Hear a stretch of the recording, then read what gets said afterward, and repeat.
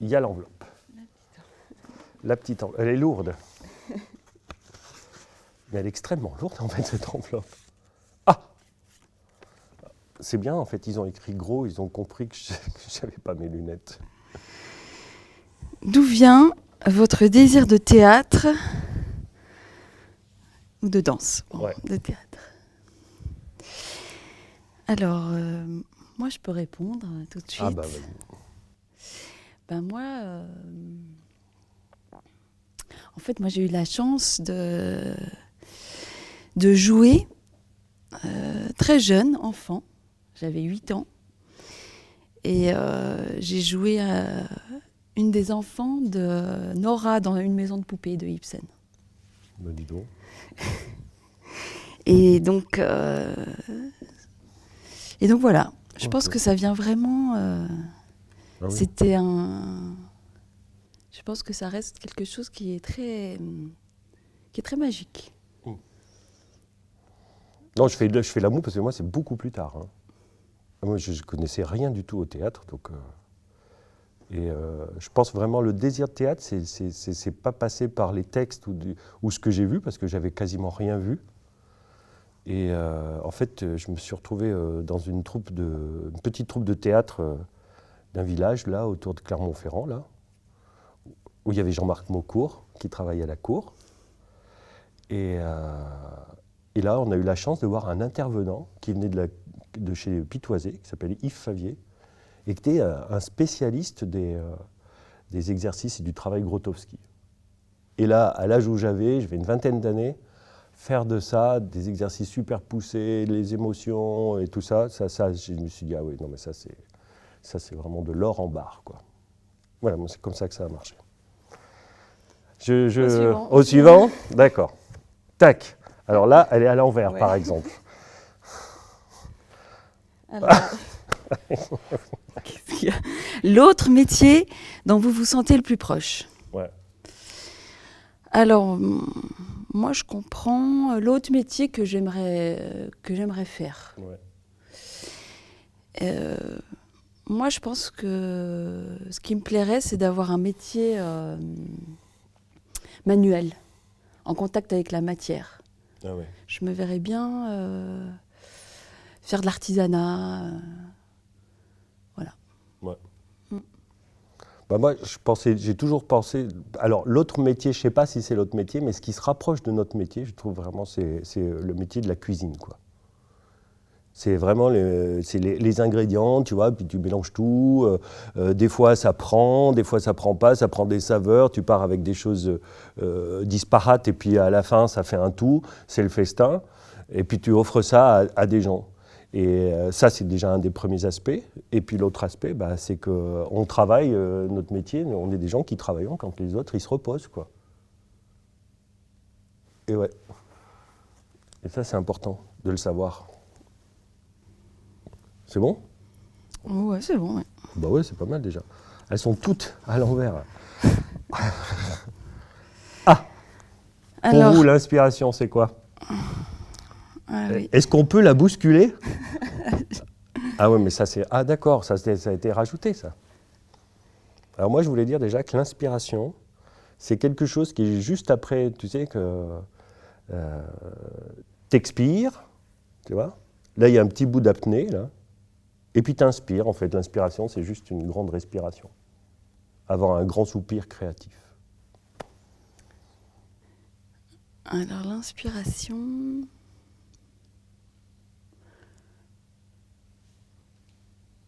C'est une sorte de rêverie que j'ai là, maintenant, et qui a aussi ses sources dans le passé.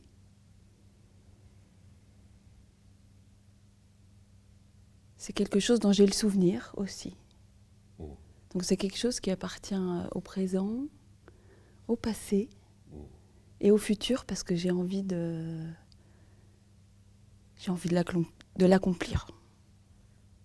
Et moi, quand tu parles, ça me fait penser vraiment à comme des visions, tu vois. Comme des visions qui s'accrochent à toi et tu peux plus faire autrement que de partir de ça comme une matière pour créer. Tu vois ? Mais je trouve que c'est un peu pareil. Ouais, c'est un petit peu... ouais, ça se ressemble. Hop ! Oh ! Ah. Un père, une mère tutélaire dans ce métier. Ah, c'est la question Freud.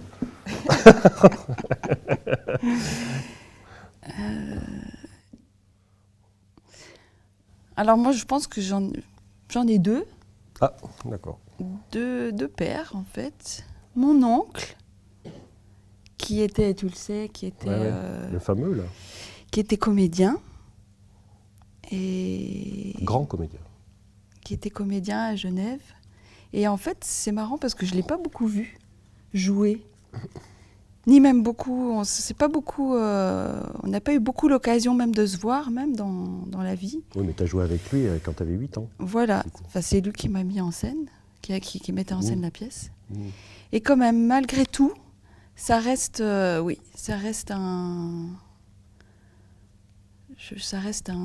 guide, quoi. Un guide. Ouais. Il Oui, t'a écrit une belle lettre quand même voilà. pour te dire ce que Ouais. c'était que cet art, que le théâtre. Ouais. Franchement, ouais, c'est vrai que ça peut nourrir toute une vie, ce qu'il t'a écrit.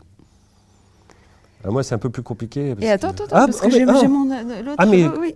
Ah mais oui, c'est ta deuxième. Voilà, et je crois quand même, j'ai envie de citer un professeur que j'ai eu dans une école de théâtre.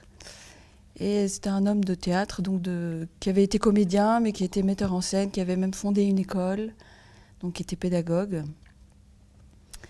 Et c'est quelqu'un, voilà, qui m'a beaucoup marqué. Il travaillait le corps, mais il travaillait... c'était très complet, son enseignement. Et je suis devenue amie avec lui, Guy Chélet. Bah oui, de temps en temps, tu le rencontres, enfin. Ouais. Bah oui. Donc, Il ouais. a écrit des pièces, tout ça. Hein, c'est Et il était aussi, oui, il est auteur aussi. le Ouais. auteur.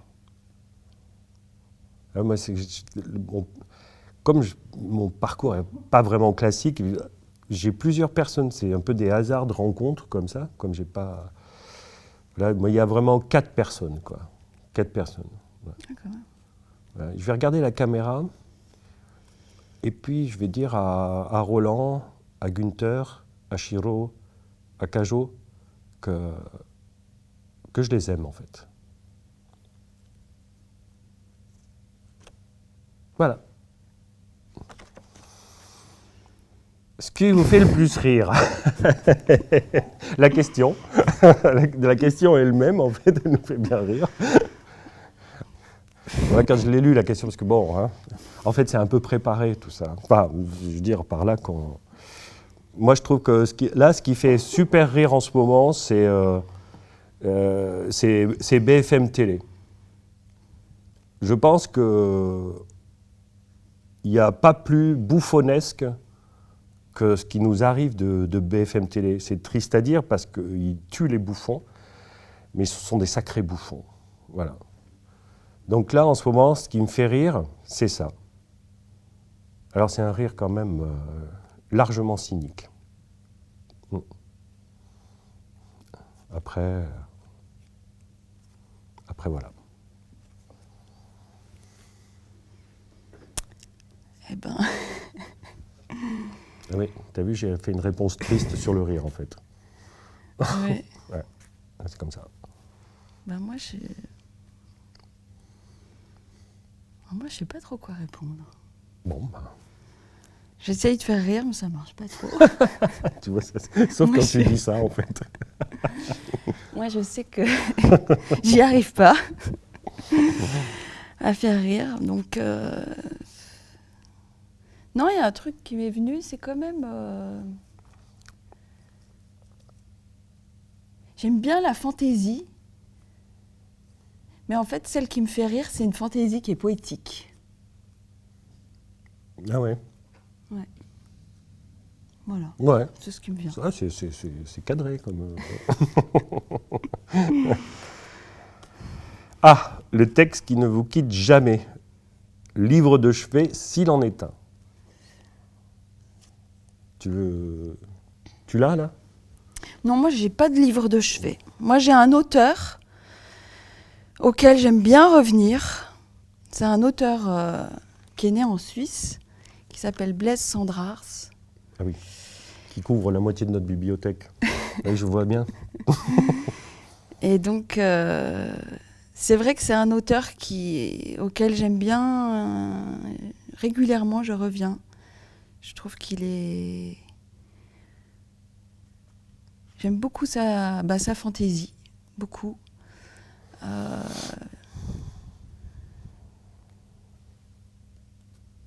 Je trouve il y a quelque chose de fantasque, de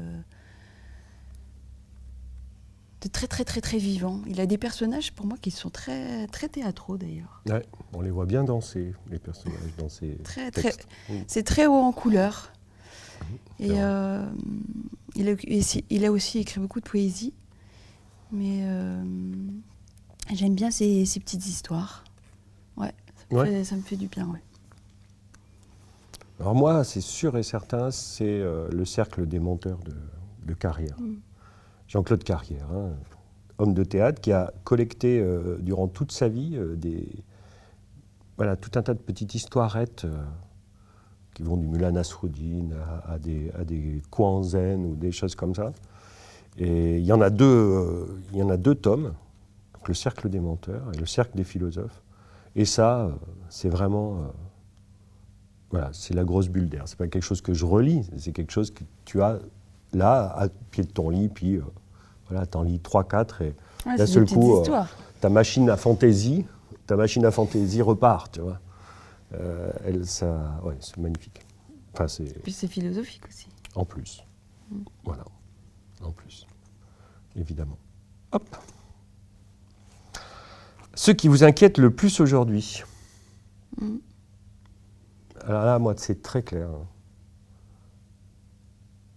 C'est que la création meurt. Voilà. C'est ça. Vraiment. Toute cette possibilité et pas que chez les artistes, la création chez tout le monde. Toute cette part de création chez tout le monde qui est latente, une espèce d'énergie qui pousse fort chez tout le monde, et qui là est juste face à un trou noir, quoi. Ça m'inquiète énormément. Vraiment. Ouais, c'est compliqué comme question, je trouve. Bah ouais. C'est... Moi, ce que je dirais... Moi, ce qui me fait peur, c'est d'imaginer que dans ce monde, il n'y a plus un endroit, tu vois, un endroit vierge, autonome, indépendant. Un endroit qui n'aurait pas où il n'y aurait pas de mainmise dessus. La cour des trois coquins, non? C'est pas un royaume autonome, la cour des trois coquins? Il faut qu'on leur en parle. Voilà, un endroit où tout est tellement normé, contrôlé, de plus en plus. Et d'imaginer qu'il n'y a plus d'endroits comme ça sur Terre, peut-être, qu'il n'y en a peut-être bientôt plus.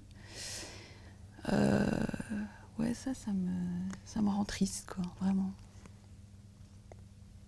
Tu vas pas pleurer, là. T'es filmé. On continue? Ouais.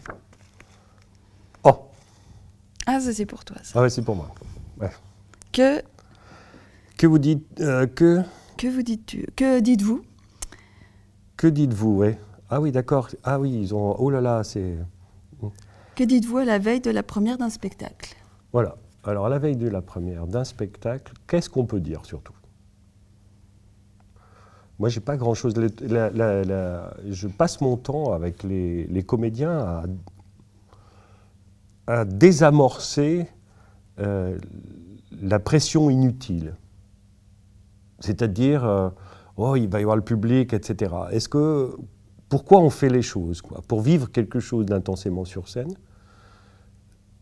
Et si on le vivre intensément et librement, fait que le public se retrouve immergé à l'intérieur. Donc voilà, mon truc, c'est pas forcément de dire quelque chose, mais c'est de sentir ensemble, le groupe, l'état du groupe, pour qu'on soit dans cette chose-là, d'accueillir, au bout du compte, les gens dans notre chaudron. Voilà. Et voilà, j'aurais tendance à leur dire, mais sous plein de formes différentes, peut-être même avec des façons de faire. En fait, tout ce que je fais, c'est pour dire, en fait, tout ça, c'est pas grave. C'est pas grave. J'aime pas trop, par contre, la phrase « c'est juste du théâtre ». Non, mais ça veut dire « c'est juste ceci, c'est juste cela ». J'aime pas trop la phrase « c'est juste du théâtre ». C'est pas grave. C'est pas grave. Ah, quel sens donnez-vous à votre métier ? Vous engage-t-il au-delà du plateau ? Au-delà du plateau. Ben oui. Ben là c'est complexe. Moi, le sens que je lui donne à ce métier, c'est le sens de la verticale. C'est le sens de la verticale. C'est-à-dire, j'imagine le théâtre, c'est-à-dire le lieu où se rencontrent les spectateurs avec les comédiens, les danseurs, les lumières, etc. C'est un lieu de la verticale. C'est un lieu où on peut, plutôt que d'être toujours en train de voyager sur son horizontalité, comme ça, sociale, etc., d'un seul coup, tout ça, ça s'arrête. Et hop, ça se verticalise. Et là, on est sur une autre échelle. Là, on monte et on descend une échelle où on y rencontre des choses qui n'ont pas de nom, des choses, des univers, des choses comme ça. Ouais. Et en fait, vous engage-t-il au-delà du plateau ? J'ai envie de dire que c'est ce que je pense en dehors du plateau que j'amène au plateau. C'est plutôt le contraire. Donc je suis déjà engagé en dehors et ça vient se focaliser, se concrétiser, se sacraliser ici, sur le plateau. Voilà. Ouais, j'ai envie de dire ça. Peut-être dans 5 minutes, je dirai autre chose. Tu veux... Ouais, je veux bien dire quelque chose quand même. Ouais. Ah bah oui. Bien sûr, c'est garder le lien. Pour moi, le théâtre, voilà, moi j'entends métier par voilà, le théâtre, même les arts en général même. C'est garder, maintenir vivant le lien des êtres humains avec leur sensible, avec la part sensible que chacun a. C'est ça, et c'est aussi, sur scène, c'est aussi